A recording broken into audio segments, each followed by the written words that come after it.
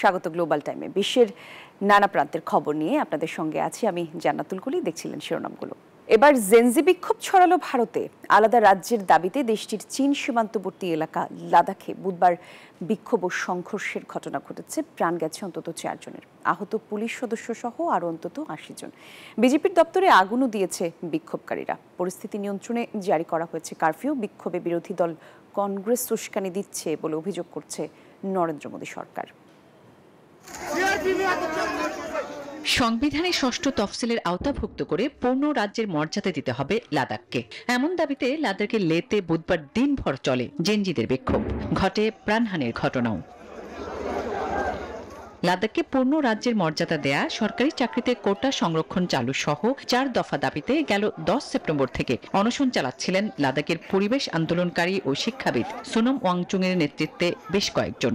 মঙ্গলবার রাতে অসুস্থ হয়ে পড়ায় 2 অনশনকারীকে হাসপাতালে নেওয়া হয়। এরপর লাদাখ অ্যাপেক্স বডি LAB যুব শাখা আন্দোলনের ডাক দেয়। বুধবার সকাল থেকে লে শহরে যুবকরা রাস্তা অবরোধ ও মিছিল শুরু করে। এক পর্যায়ে বিজেপি সদর দপ্তর ও পুলিশের গাড়িতে আগুন দেয় বিক্ষোভকারীরা। পরিস্থিতি নিয়ন্ত্রণে পুলিশও তাদের উপর চড়াও হয়। বাধে সংঘর্ষ, এতে বেশ কয়েকজন হতাহত হয়। এই ঘটনায় কংগ্রেসকে দোষ চেয়ে শাসক দল বিজেপি। তাদের অভিযোগ, কংগ্রেস কাউন্সিলের উস্কানিতেই এই ঘটনা ঘটেছে। সহিংসতায় ক্ষুব্ধ আন্দোলনে নেতৃত্ব দেয়া সোনম ওয়াংচুক। আমরা লাদাখে রাজ্যের মর্যাদা চাই, লাদাখে অস্থিরতা চাই না, শান্তিপূর্ণ আন্দোলনই আমাদের পথ। সহিংস পরিস্থিতি নিয়ন্ত্রণে লাদাখে কারফিউ জারি করেছে প্রশাসন। থমথমে গোটা অঞ্চল। এমন আবহে আগামী 6 অক্টোবর লাদাখের প্রতিনিধি দলের সঙ্গে বৈঠকের কথা রয়েছে মোদী সরকারের। আসমাতুলি, নিউজ 24। ইউক্রেন যুদ্ধ থামাতে না পারার হতাশা থেকে রাশিয়ার প্রেসিডেন্টকে নিয়ে সুর বদলালেন ডোনাল্ড ট্রাম্প। ভ্লাদিমির পুতিনের সঙ্গে তার সম্পর্ককে অর্থহীন বলার পাশাপাশি রুশ বাহিনীকে দুর্বল বলে কটাক্ষ করেছেন তিনি। ট্রাম্পের এমন মন্তব্যের কড়া জবাব দিয়েছে ক্রেমলিন। অন্যদিকে জাতিসংঘে দেয়া ভাষণে বিশ্বকে রাশিয়ার বিরুদ্ধে ব্যবস্থা নেওয়ার আহ্বান জানিয়েছেন ইউক্রেনের প্রেসিডেন্ট ভলোদিমির জেলেনস্কি।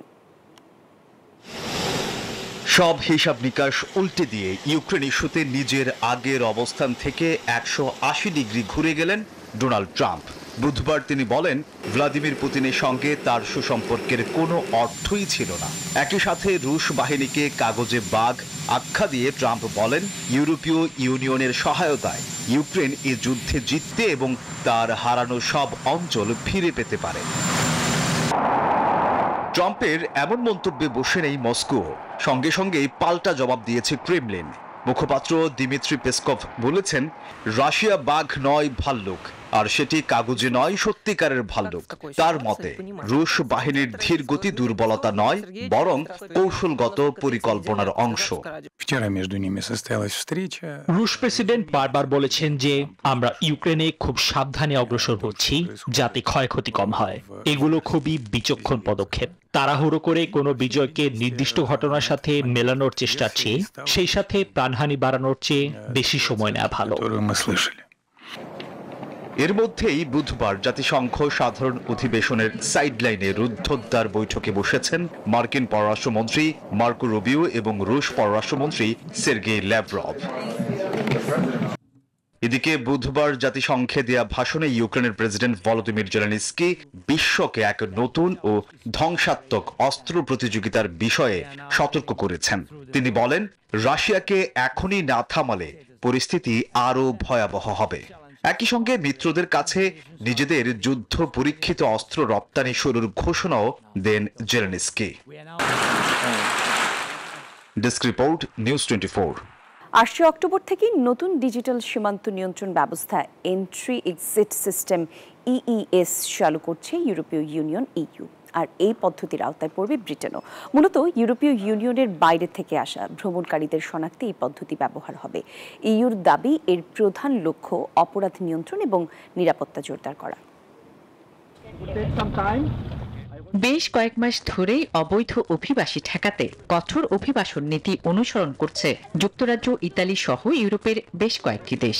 নথিবিহীন অভিবাসীরা দেশের অর্থনীতি ও নিরাপত্তার জন্য ঝুঁকি বলেও মনে করছে দেশগুলো। ফলে ইংলিশ চ্যানেল পাড়ি দিয়ে ছোট নৌকায় যুক্তরাজ্যে পৌঁছানো অভিবাসীদের ফেরত পাঠানোর পরিকল্পনাও শুরু করেছে ইউরোপের বেশ কয়েকটি দেশ।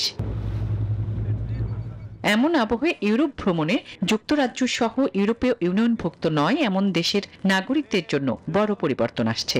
ইইউ চালু করতে যাচ্ছে নতুন ডিজিটাল সীমান্ত নিয়ন্ত্রণ ব্যবস্থা, এন্ট্রি এক্সিট সিস্টেম ইইএস। এমনকি যুক্তরাজ্যের পাসপোর্টধারী দেশটির ইনডিফিনিট লিভ টু রিমেইন থাকলেও সেনজেন এলাকায় ভ্রমণের সময় ইইএস নিয়মের অধীন হবেন। আগামী 12 অক্টোবর থেকে চালু হতে যাওয়া ডিজিটাল ব্যবস্থাটির উদ্দেশ্য সীমান্ত ব্যবস্থাপনা আধুনিকরণ করা। ইইউ এর দাবি এর মাধ্যমে নিরাপত্তা জোরদার হবে এবং অপরাধ কমবে। পাশাপাশি সীমান্ত প্রক্রিয়াকরণ দ্রুততর হবে এবং ভ্রমণও সহজ ও সুবিধাজনক হবে। তবে প্রাথমিকভাবে সমুদ্র ও বিমানবন্দরগুলোতে বিশৃঙ্খলা ও দীর্ঘ সারি সৃষ্টি হতে পারে বলে আশঙ্কা করা হচ্ছে।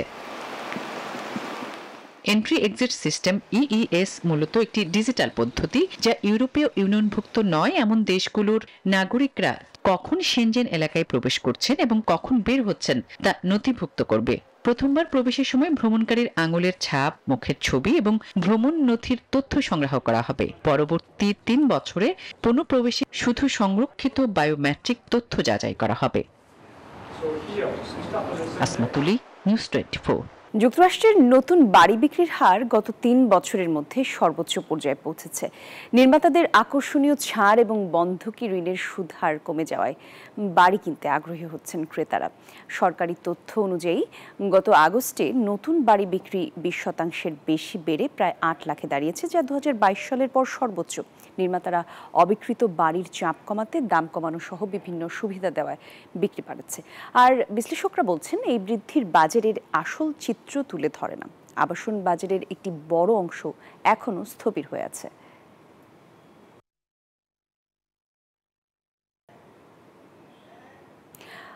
দর্শক, এই ছিল গ্লোবাল টাইমের আপডেট। সঙ্গে ছিলেন যারা এতক্ষণ। ধন্যবাদ সবাইকে।